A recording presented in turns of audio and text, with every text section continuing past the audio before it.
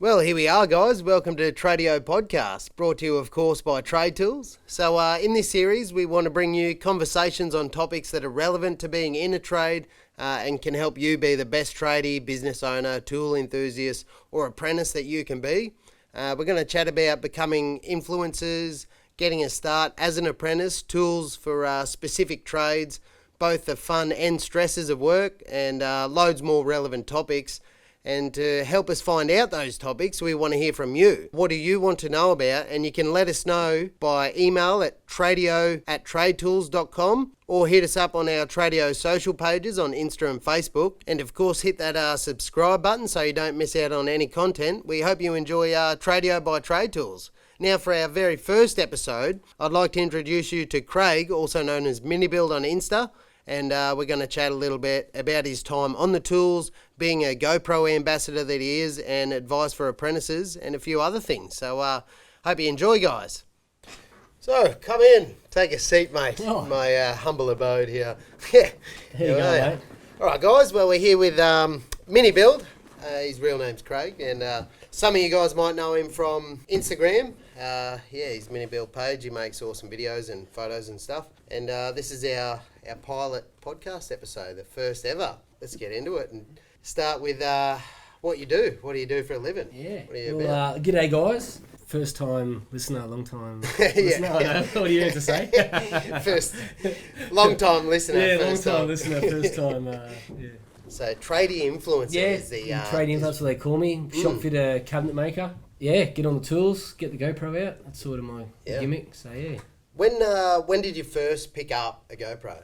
I think I was a few years ago. I was mountain biking, and so I was using it for that. And I was sort of finding all the shots and getting to know the settings and all that sort of thing. 'Cause it takes a lot of time. There's heaps of little tricks there. Yeah. Right? Oh yeah. I don't know. Yeah, a few years ago now. Probably 10 years ago. I Yeah. reckon. Right. Yeah. Okay. Mm. Yeah. Well, they've been around a while now. The old No, they GoPro. have been. I think they're up to number 7. So. Yeah. And one coming out soon. Is there? Oh, you didn't hear from me, Yeah. but maybe. Yeah. maybe. A little bit inside scoop there. Yeah. So So you're an ambassador now for GoPro, as loose as the term is. Yeah, there was a sort of loose one. They call it GoPro family. So Okay, being part family. of the GoPro family, yeah. That's nice of them, Yeah. isn't it? Yeah, it's pretty They're cute. good. It's a bit of sort of like a loose agreement. You don't sign any contracts or anything like that. You just sort of get an email or something saying there's a camera coming your way, check your doorstep. Yep. And then, I don't know, sort of from there on in, you're getting new cameras, Yeah, cool. once a year sort of thing. And yeah, it's pretty good. It's a good idea for on their part for marketing. Send all the people that are creating cool content. Send them cameras to keep it going. Well, there's a few like the Perfect GoPro family's pretty big in Australia. Yeah, I think there's probably 15 or so in Queensland and a few down in Victoria, New South Wales. So it's still pretty exclusive though. Like across all the people, 15. Yeah, roughly, I know. it's pretty cool. Yeah, it's awesome. A lot of people they always ask me how, have you got any connections or. Yeah. So yeah. And other than the more extreme sports side of you, what about the job side? So you're a shop fitter? I'm a shop fitter cabinet maker by trade. Yep. And the difference is, you're a cabinet maker first? Yeah, I was a cabinet maker. Did my apprenticeship when I was 16 or 17 as a cabinet maker, and then did that for a couple of years. And then I got a job at my current employer. Yep. And they needed to have a shop fitter because they wanted to get an apprentice who wanted to become a shop fitter. Right. So they needed someone to do their shop fitting trade, so I did that. Yeah. Was there a lot of uphill with that, going from cabinet making to shop a lot. It was pretty easy actually. I think there's like a bit of a fee sort of thing you pay to do your course. Yeah. Okay. Yep. Which I think the government paid a lot of that. Yep. I was hooked up. Actually, I just run around and found different companies who do sort of the RPL and certificates training, and accredited training, that sort of thing, and they just worked their magic and made it pretty cheap for me to do it, and so I just did it. It's good. So you're a cabinet maker for a long time, and then went to shop fitting. And for the people that don't know, like myself, what is the difference between a cabinet maker and a shop fitter? Well, cabinet maker, you pretty much 90% of the time in a workshop, either on the saw or screwing boxes together, slapping the stuff together in a sort of the same setting all the time. Yeah, same setting. And then send them out. every day. Or you're on the site crew where you're installing kitchens all day or something like that. And then I guess shop fitting is more of it's pretty much all on site. And it's a lot of just installing all different things. It's sort of...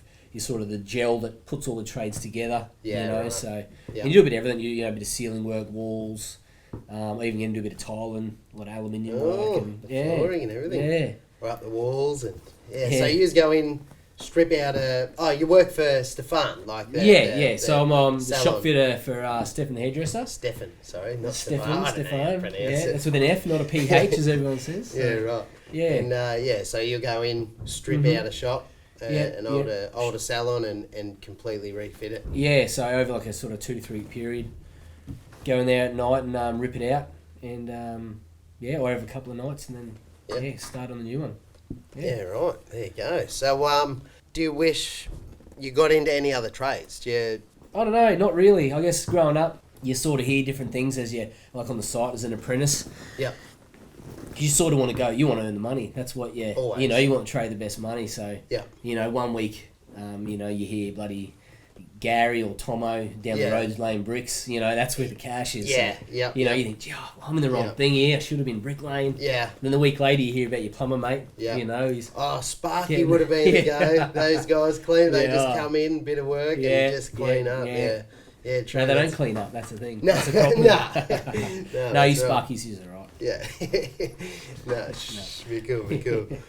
On the note of apprentices and stuff, I'm just trying to think of how to glorify the pros of actually getting into an apprenticeship and being in one. Because there's a lot of cons about it that everyone always talks about, the low pay. Hating the boss, don't get along with that. That's what's part of that's. It's been like that for 50 years. Yeah. Every apprentice didn't like the boss. Every apprentice got paid shit money. Yeah. Conditions mightn't have been that bad or been that good, whatever. Yeah. But that's all for me. It was just all about that's where you learn everything. So you just got absolutely put up with the shit and just get in there and and just do it. Learn your trade. Yeah. And then you got something that sticks with you for life. Yeah. I guess you always go back to it. Like I've done this, I've done a few other things, and then I've come back to making shop fitting. Yeah. So, which also is a really big pro about going into the trade life, is those skills that you learn in your apprenticeship and all through your working life. You never forget it, and that's a big one up on a lot of people. You don't realise until you get a bit older how many people actually lack. The skills, just basic skills like how to use a drill. Yeah. Like, so many times I've been like at a barbecue or something, and someone's you're a tradie, you can come do something. Like, what do you do? He's like, I work in computers. Yeah. He's like, can you come hang a picture frame? What? Joking? Yeah, you're bloody joking, mate. You just take for granted. You think it's just something you learn. Drills and tools and all that sort of gear. Yeah, you do too. Yeah, it's just good being knowing a bit about every tool and. Yeah, pretty hard to trade it up for the office life. I've done it. I'm sitting in front of a computer now. Yeah, how's that going? Well, I miss the boys, working with the boys, which was a huge positive. Working outdoors too with all the mates and stuff. But other than that, it's all right. I just adapt.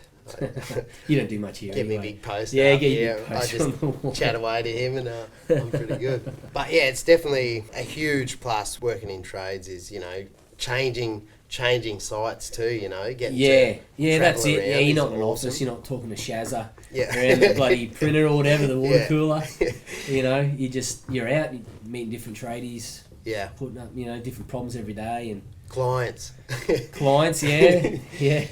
Have you got any standout clients without naming names or anything? Sort of. When I was doing one of my other jobs, I had I'm not sure the guy was all with it, but he was a nice bloke, but it was raining at the time and he come out and he had an umbrella and he sort of stood over me to keep the rain off me. Yeah. But I look up and there's he's just had the steel frame of the umbrella. There was no material on it. There's just bits of little like rags hanging off it. Hey, well, he was like the helper. Yeah, he was like, he rocked that. He was like, I'll come to help. He had a handful of shifters and spanners. Like, I've got these ready for you. Thanks, mate. We used to, when I was working, we used to have a lot of the clients come out and suggest how we should do it. Like, oh, you're probably better off doing it this way. And Yeah. it's like, mate, you know, like, this is all we do. Yeah. This is Yeah, all we know do. what we're doing. Yeah. Or they pick on something before it's finished. Yeah, yeah. I reckon painters would get that a bit, Yeah. Is that how it's stayed? It's the first coat, mate.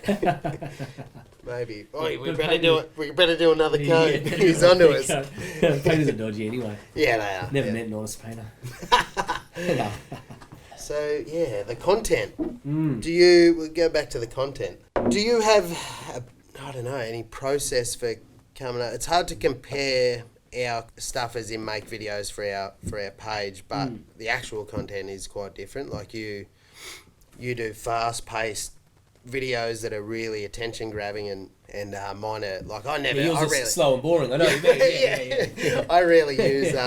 I rarely use backing tracks or anything. Mine are all sort of... I don't know. It's not really a process. Well, I guess when you're doing a video and photos are very different. When you got a video, sometimes there's weeks of thought goes into it about how it's going to start. Yeah. What shots you want, what angle, how you're going to tell the story of what you're doing, and then have a finishing moment or something like that. Sometimes they can come to you like that, and at a moment. And they change too. You'll have this video set out in your mind's eye, and then you get halfway through it, and it starts changing itself. As sometimes the worst. I should have filmed it that way or something like that. But photos are a lot easier. That's mainly what I do. Yeah, because your photos they're just next level, They're really good. Thanks, mate. That's all right. I'm here to stroke your ego, mate. I don't know. With photos, it's sort of take you.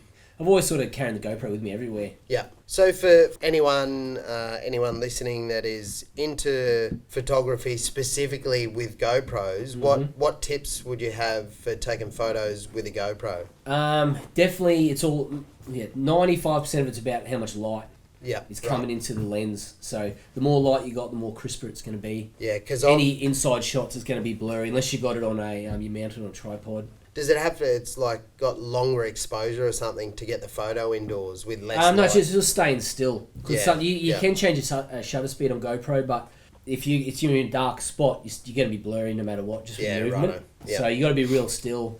Yeah. So if you're outdoors with light, that's where it's going to be. You do action shots, do whatever. Yeah. You know what I mean? Yeah. So, because the outdoor ones look crisp as on a GoPro, but I've struggled with indoor ones myself. I go down to store to try and get some photos for content, giveaways and all that stuff, and get back and check them out. And think, oh, geez, they're shockers. Yeah, especially indoors, with the surroundings. Really check your white balance.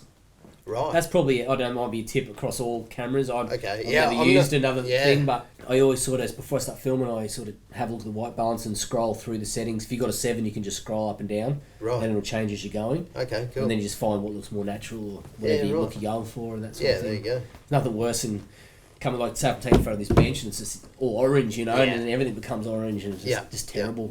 Yeah. Yeah, good tips. You heard it here first. Now, come up with content ideas that just happens, sort of thing, or you'll target specific tools or something on your MiniBuild page, and then just build something around that. Pretty much. Like the video where you threw up the chunk of timber and shot the nail gun. It took me a lot of goes to get that right. That was a cracker video. That was so good. They're the ones that I was driving to the workshop. I think I just smashed a bloody Red Bull or something, and next minute, it is, mate. Yeah, that's so good. I don't think that was exactly what I was going to do, but it just sort of evolved into that, and sort of went alright. Went bunter on TradeTools page. A really good video. Yeah. So you don't actually, it doesn't eat up a whole lot of your time, the content you make? No, not really. Photos are like, I can take 50 photos in a minute. If I'm working somewhere and I see it's got awesome light, or it's going to be cool photos of colour. Yeah. I because I've been working with GoPros for like 10 years now, I know the angles, I know the settings, so I can quickly change all that, put it in the spot I want, put it on time lapse. Yeah. And then do my work, whatever, then selfie, Yeah. And then she's good to go. Do you do many time lapse like videos?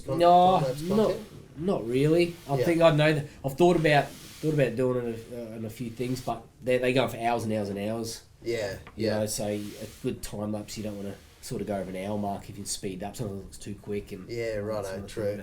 But I just do time lapse for the individual photo, so I'll set it to time lapse, Instead of some people just hold the GoPro up and press photo. Yeah, okay. Yeah. But what you got to do down here, you press go on time lapse every half second. Yeah. And then you just punch your head here, and your selfie arm So or whatever. that's what Put you it, do, right. put it down wherever you want. Yep. And that's how I started when I was mountain biking, because that's where I originally started doing that sort of right. stuff. I'd put it on timer. Yeah. On time lapse every half second, and then walk the bike back up the hill, come back down, and then check out the shot. I didn't get it, so I'd do that like 10 times to try and time Until it right. you got that. Yeah. That one. Well, there you go. Until they invented the GoPro remote, then my game changed. Yeah, It was just right. hit the remote. So, Yep. But now everyone's got phones, so you can put your GoPro wherever you want, change your settings on your phone, get the app out. Yep. Yeah, do it that way. Yeah, it's getting simple. Yeah, it's getting Well, pretty high tech. simple in inverted commas.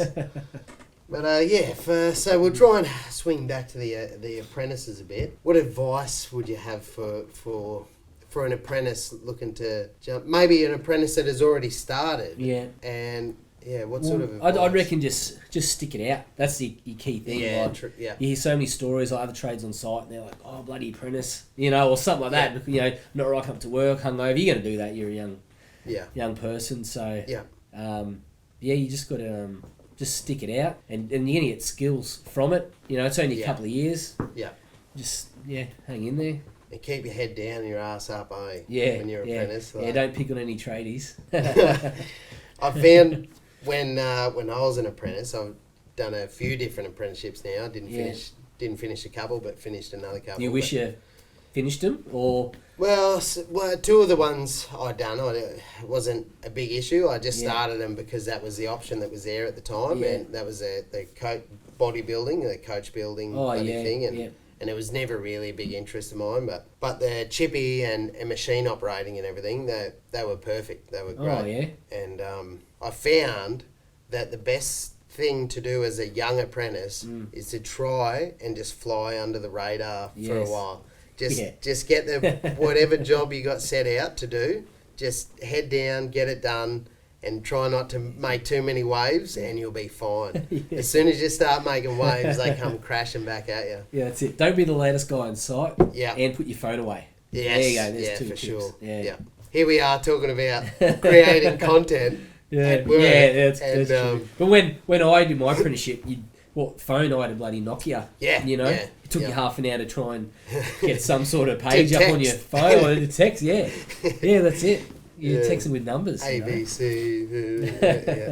The apprentices out there, just stick it out. But there is a balance between, if you want to create some content at work, especially if you're an apprentice, find the right time, don't piss off the boss. Yeah. Nothing's worse than you're there trying to lift something up and you look over and the apprentice is there going, I think if you develop the right relationship, with your boss and co-workers and you do the work that you need to do, once you got them boxes ticked, you can get away with more. You can get away with using your phone for a few minutes here and there.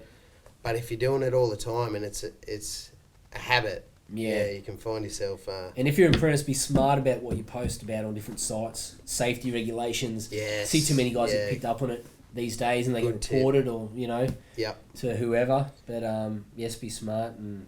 Yeah, absolutely. Yeah. Be safe. You can find yourself sacked pretty quick if you're posting with company logos and stuff around and they don't know...